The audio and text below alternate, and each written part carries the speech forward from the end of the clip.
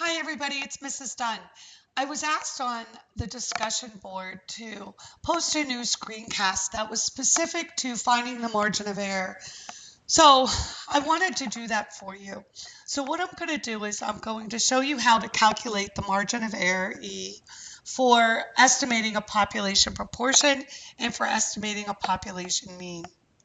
So we're going to go through two examples, and we're going to find that margin of error using our calculator and using the formula. We're also going to find it sort of in the back end where we use the actual confidence interval to figure out what the margin of error was. So I want to show you both. And we're going to do this for both estimating a population proportion and estimating a population mean. So the equation or the formula for finding the margin of error, and this is for a population proportion, is the critical value, and this is from a normal distribution, times the square root of p hat, q hat, and n. Now remember, p hat is going to be our population proportion, and this is going to be 1 minus that value. That's what q hat is. And then n is going to be the number in the sample. So let's go through a specific example because this will help. The drug Eliquis is used to help prevent blood clots in certain patients. In clinical trials among 5,924 patients treated with Eliquis, 153 developed the adverse reaction of nausea. Construct a 99% confidence interval for the proportion of adverse reactions. Well, the first thing we're going to need to do is find the best point estimate, p hat. Hopefully you remember from my previous screencast how to find p hat. And p hat is simply going to be 153 divided by 5,924. It's the proportion that developed the ratio, that developed the adverse reaction over the number of patients treated. So that's 0.0258. So now we're going to find the margin of error E using this formula. Our first task is to find this critical value for Z. So I'm going to use my calculator, and I'm going to use the distribution menu, and I'm going to toggle down to inverse norm. Now I'm not sure which calculator you have. If you have the newer calculator, then you can put a newer calculator, meaning if your screen looks like mine, you could put 0.99 here. The mean is 0. The standard deviation is 1. We're talking about a standard normal distribution. And you could state or tell the calculator that you want 0.99 to be the area in the middle and press center. Paste that into the equation, and it comes out to these critical values, which is going to be the critical value on the left and the critical value on the right. We want the critical value on the right, which is 2.576. Okay, but not all of you are going to have this newer calculator. So if you have an older calculator, you're going to use the same feature from the distribution menu, an inverse norm. In here, you're going to put an area of 0.995 because you don't have that capability of telling your calculator you want 0.99 to be the area in the middle. So remember, if 0.99 is in the middle, then 0.01 is the total of the area to the left and the right of 0.99. So half of that is 0.005. That's 0.01 divided by 2, which is 0.005. So I'm going to add that to 0.99, and that's going to be the tail on the left if you are using, or saying the area to the left of our critical value is 0.995. And when we paste that in, we get the critical value of 2.576. Okay, so that's our critical value. Now remember, 0.0258 is p hat. Q hat is 1 minus that, which is 0.9742. And 5,924 is the value for n. So just in case you need help understanding how to plug this into your calculator, the best way to avoid errors is to find that using the actual critical value that's in your calculator so that you're not rounding it. I know I have 2.576 typed here, but I would actually, if I'm doing this problem, I would use this value that I've already found. So I'm going to multiply that by the square root of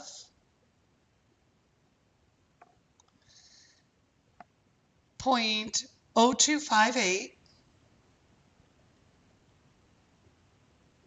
times 0.9742, and then divided by 5,924. I'm going to close my parenthesis and press enter.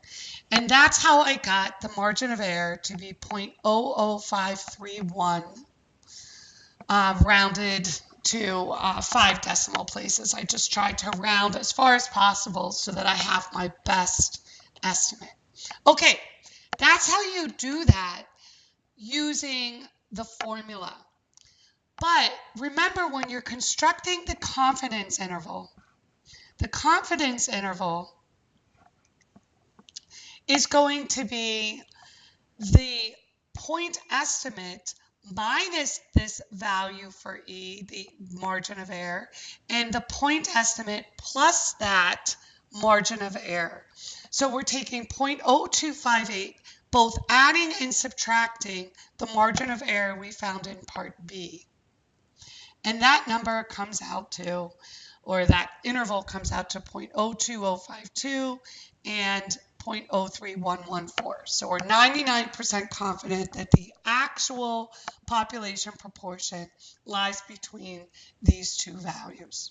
Okay, now let me show you how you would do this another way using your calculator, sort of like going about it backwards.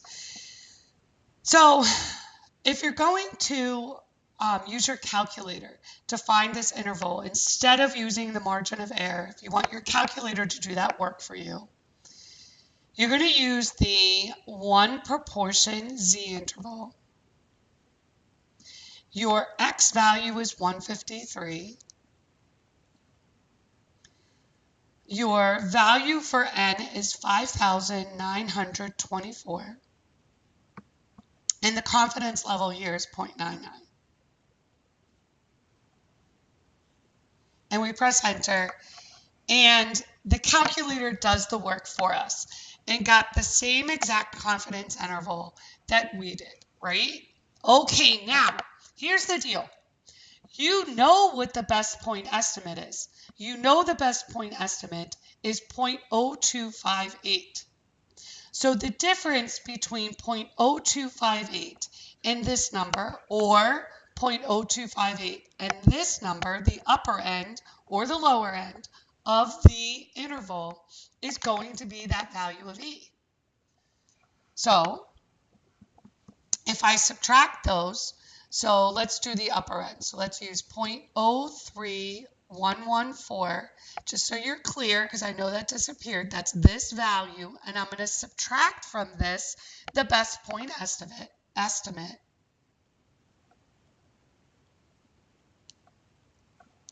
And the margin of error is 0.00534 here. It's off a little bit. That's a rounding error. That's why we try not to round, as little as possible.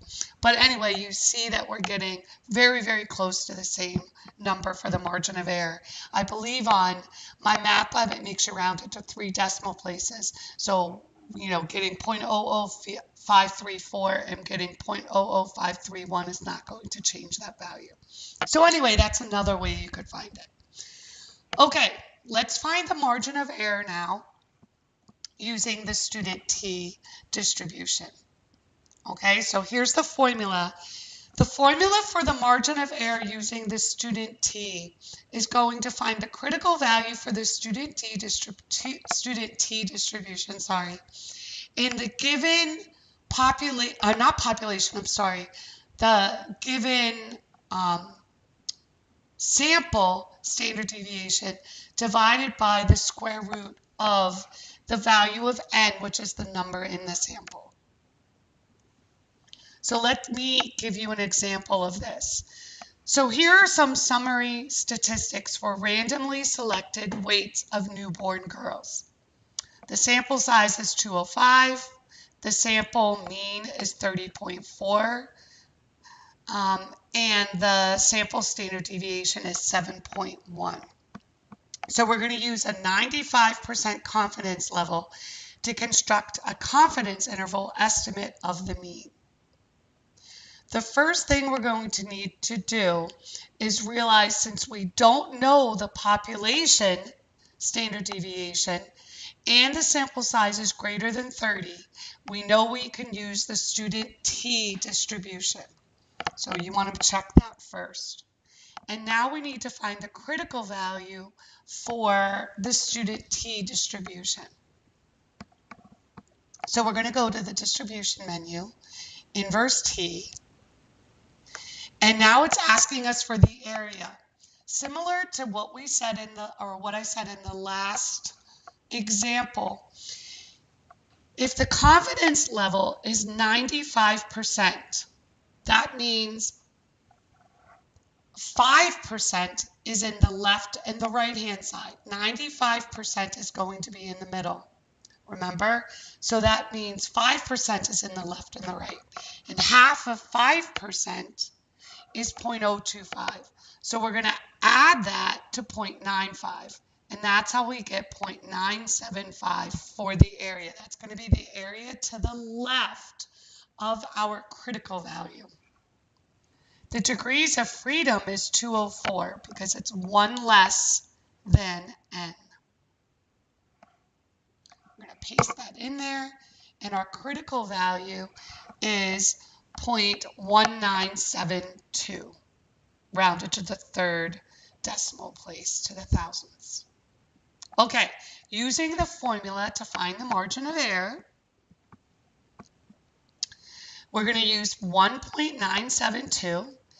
S is 7.1, N is 205. Plug that in your calculator, you get 0.978. And now we're going to subtract 0.978 from X bar, and we're going to add 0.978 to X bar.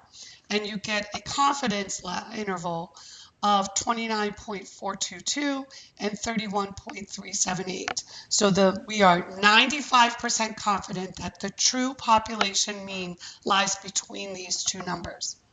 Once again, you can use your calculator to find the interval.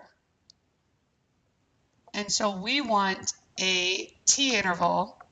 We're going to plug in our statistics. The statistics are that X bar is 30.4.